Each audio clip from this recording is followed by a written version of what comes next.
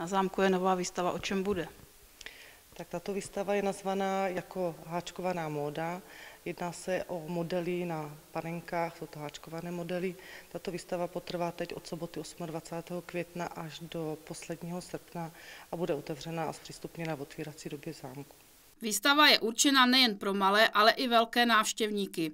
Holčičky určitě ocení nádhernou škálu barevných šatiček, zatímco dospělí zase propracované aranžmá jednotlivých výjevů z historie.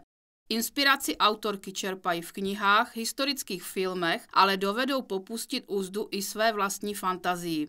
Návštěvníkům se tak otevírá pohled do historie od antiky až po současnost a výstava představuje mnoho situací ze života v různých časových obdobích. Některé modely jsou i prodejné. Tak vstupme do světa háčkovaných kostýmů panenek do dob dávno minulých i pohádkových představ.